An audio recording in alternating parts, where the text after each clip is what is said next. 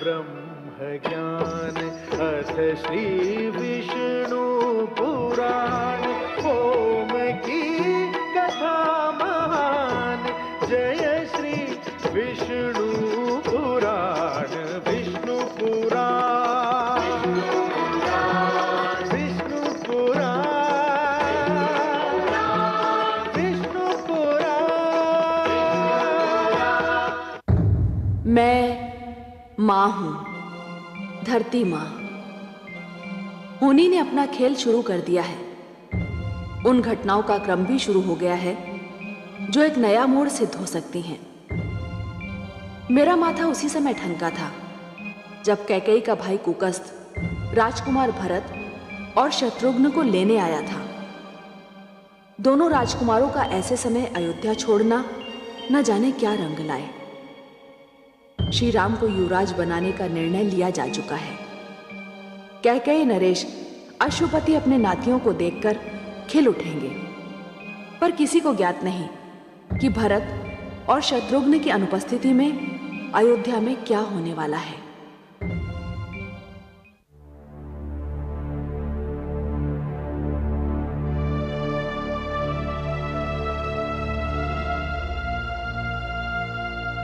महाराज,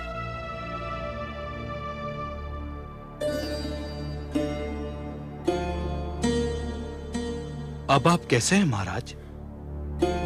मेरे पौत्र नहीं आए? महाराज, अयोध्या कैकेयी से बहुत दूर है। उन्हें आपके पास आने में कुछ समय तो लगेगा। कहीं ऐसा ना हो कि वो आए और मैं उनसे दूर जा चुका हूं। ईश्वर ना करे महाराज।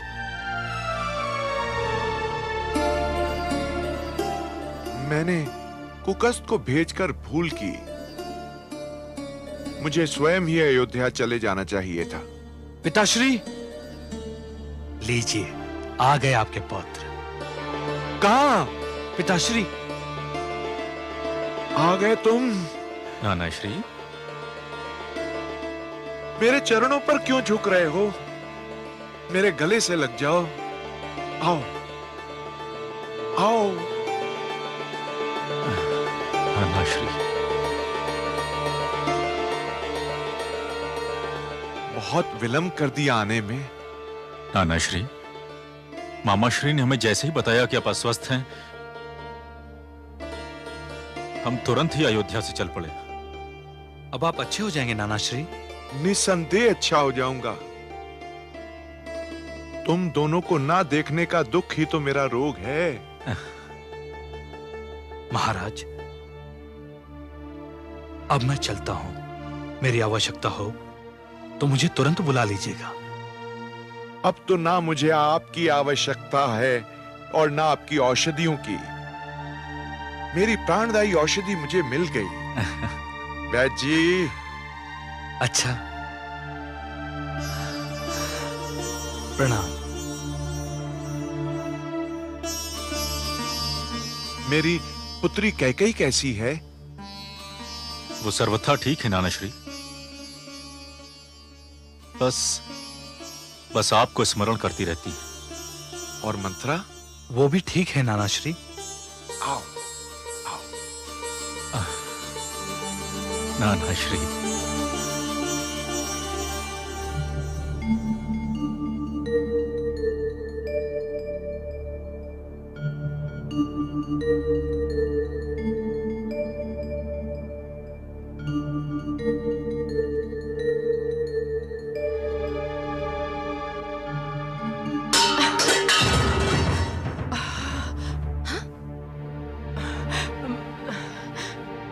भाई माँ, आप यहाँ इस समय? अभी तो भोर भी नहीं हुई है।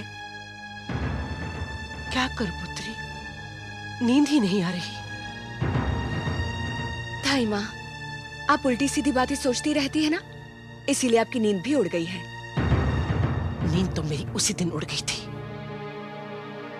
जिस दिन मैं अयोध्या आई थी। पर न जाने आज मेरा मन क्यों इतना व्याकुल है।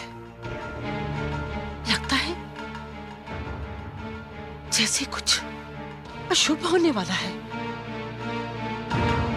अशुभ होने वाला है? सत्य तो ये है, आप रोगी हो गई हैं। क्यों? मुझे क्या रोग है? संदेह और शंका का रोग। धाई माँ, आपके इस रोग की औषधि तो वैद्य के पास भी नहीं है। अब जाइए और जाकर सोने की चेष्टा कीजिए। जाइए धाई माँ। ठीक है, तू कहती है तो चली जाती हूँ।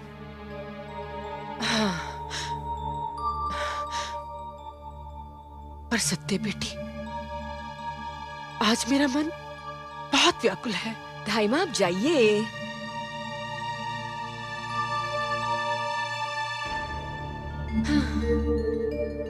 ये धाई माँ भी न जाने क्या क्या सोचती रहती हैं।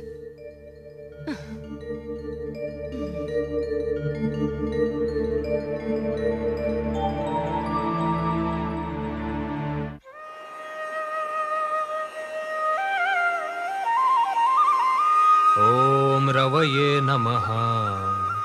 ओम भास्कराय नमः। ओम आदित्याय नमः।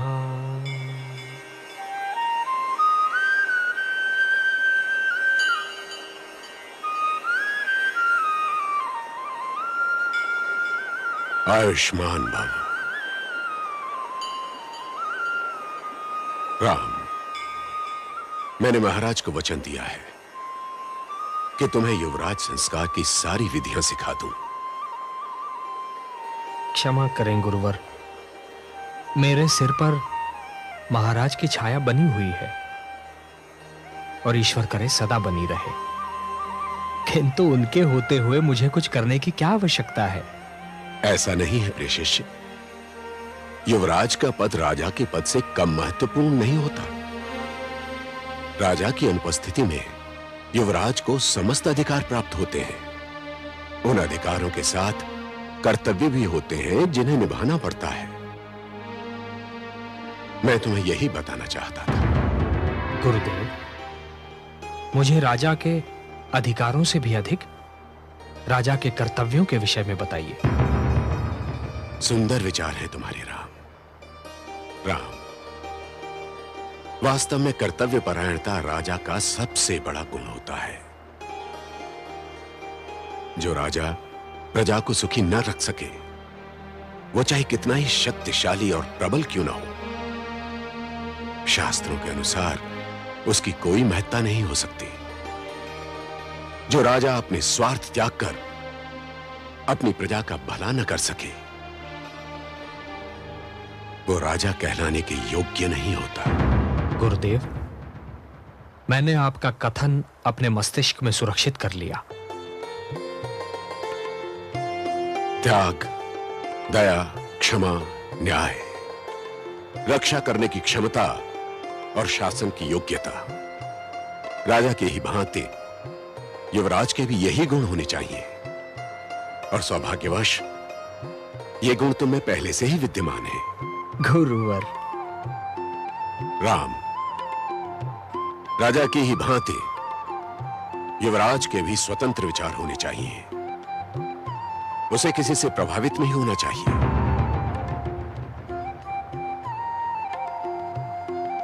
तुम्हारे युवराज बनने में मात्र 15 दिन शेष हैं, परंतु इन 15 दिनों में मैं तुम्हें सारी विधियां सिखा दूंगा।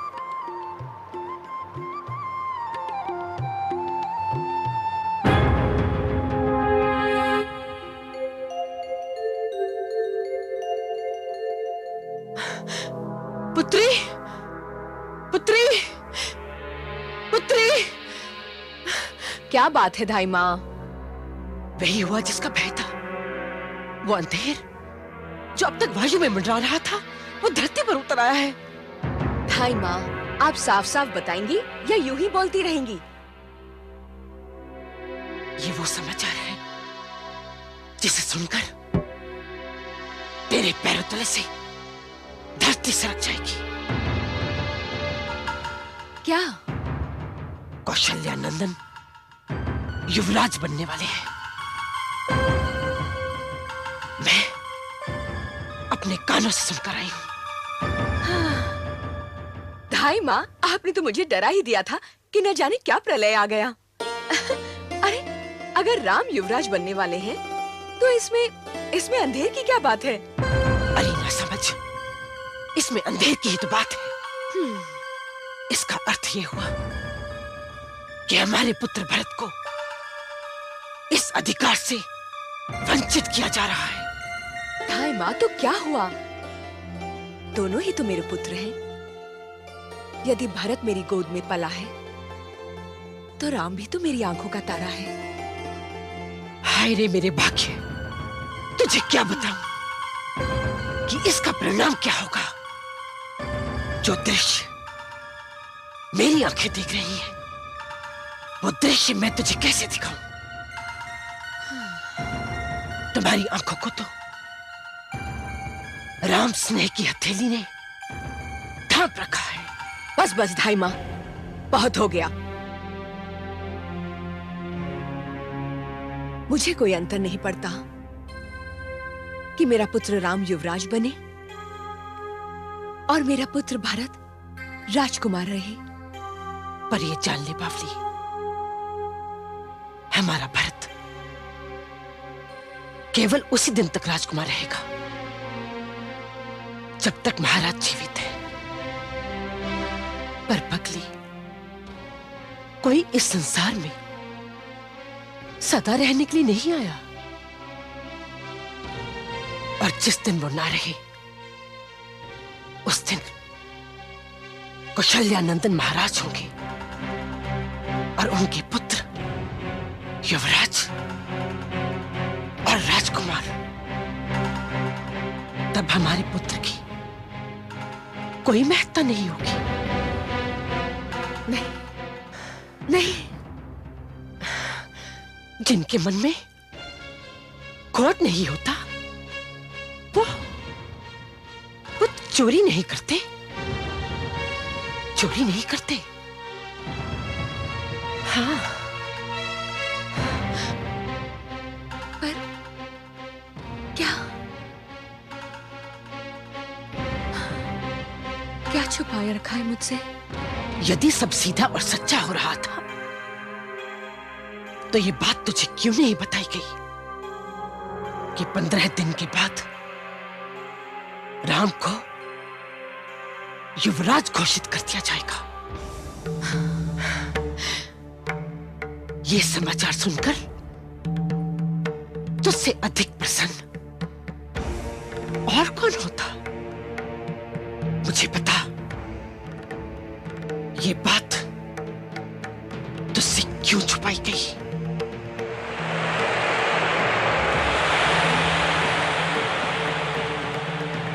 ये सब तुझे इसलिए नहीं बताया क्या कि ये तेरे हित के विरुद्ध था। गुरु वशिष्ठ राम को युवराज संस्कार की विद्या सिखा रहे थे। क्यों? क्या भरत के लौटने तक प्रतीक्षा नहीं की जा सकती थी?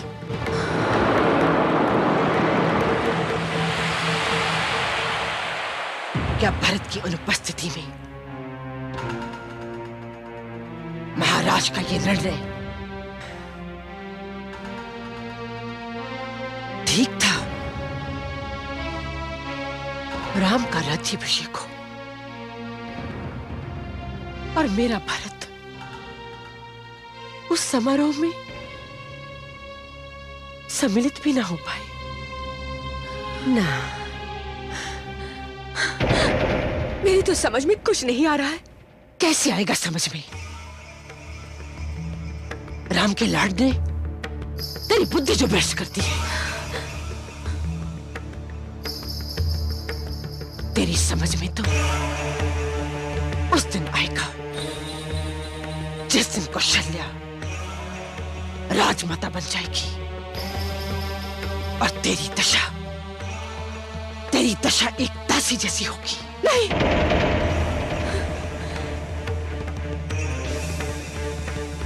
ये नहीं हो सकता।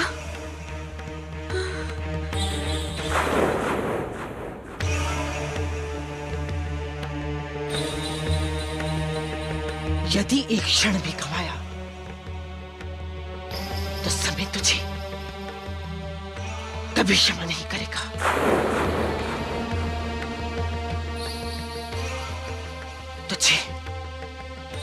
तुझे मेरे भरत की सौगंध। महाराज कौशल्या के कक्ष में है। जाकर उनसे पूछ कि तुझसे क्या छिपाया जा रहा है, क्यों छिपाया जा रहा है।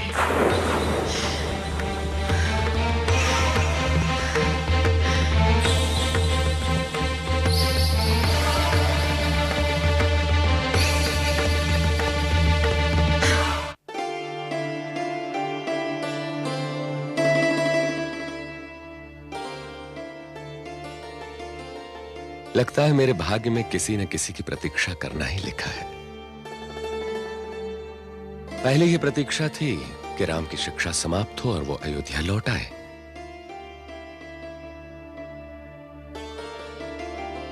और अब एक एक घड़ी गिन रहा हूं कि कब सारी विधियां समाप्त हों और राम के युवराज बनने का दिन आए। प्रतीक्षा का अपना सुख, अपना आनंद भी तो होता है। महाराज, वो दिन अब आपसे बहुत दूर नहीं, बस आप हाथ बढ़ाकर उसे छू नहीं सकते।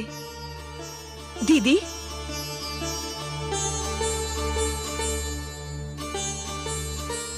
आप दोनों कुछ बातें कर रहे थे। हाँ कैकेयी, हम तो पुत्र राम।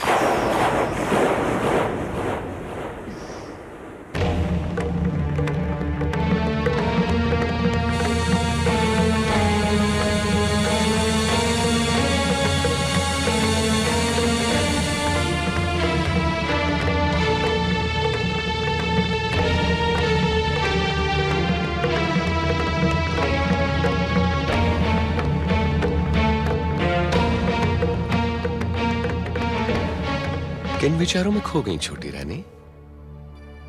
अब कुछ नहीं महाराज, मैं बस यूं ही पूछना चाह रही थी कि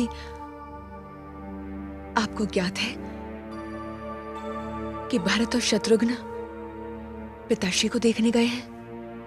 हाँ, मुझे ज्ञात है और मैं महाराज अश्वपति के स्वस्थ होने की कामना करता हूं।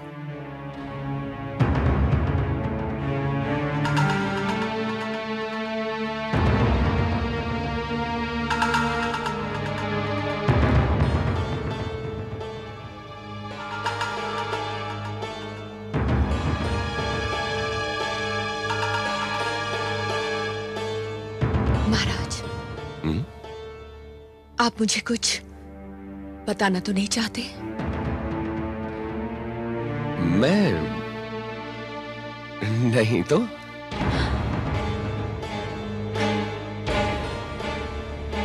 अच्छा, मैं चलती हूँ।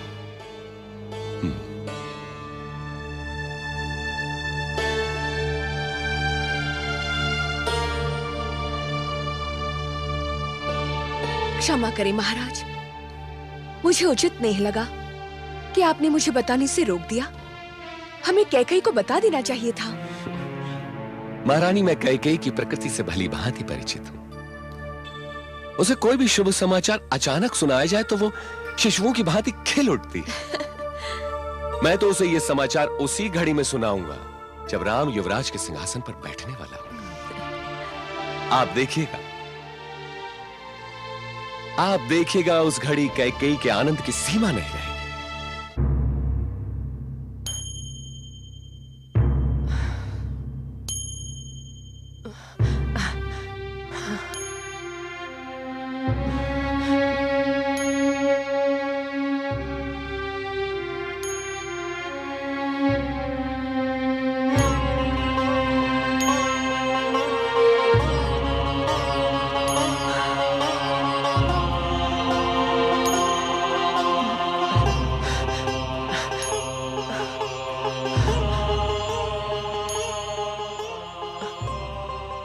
पूछा महाराज से? कदाचित पूछने की आवश्यकता नहीं पड़ी होगी। बात समझ में आ गई होगी। बस दाइमा बस, चुप हो जाइए। चुप। नहीं, मैं चुप नहीं रहूंगी। मैं सदा तुझे इसी दिन के लिए सावधान करती रही हूं। चली जाओ यहाँ से, मैं कहती हूँ चली जाओ यहाँ से और मुझे अकेला छोड़ दो।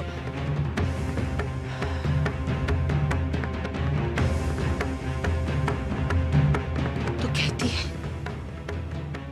तो मैं चली जाती हूं, पर तू जानती है पुत्री, जब तेरी आंखें छलछलाती हैं तो मेरी छाती अंगारे भड़कने लगती है। कोई भी राजा बने, मुझे क्या अंतर पड़ता है? मैं तो अब भी दासी हूं, तब भी दासी ही रहूंगी।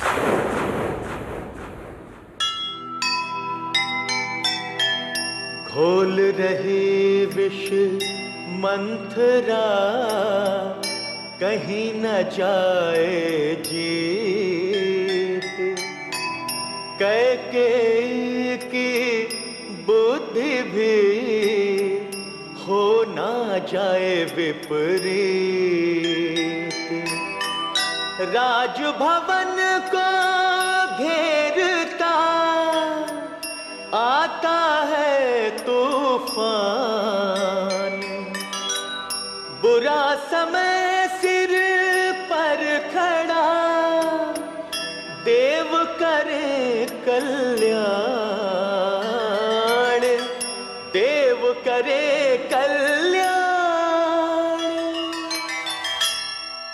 जीव ज्ञान ब्रह्म ज्ञान अथ श्री विष्णु पुराण।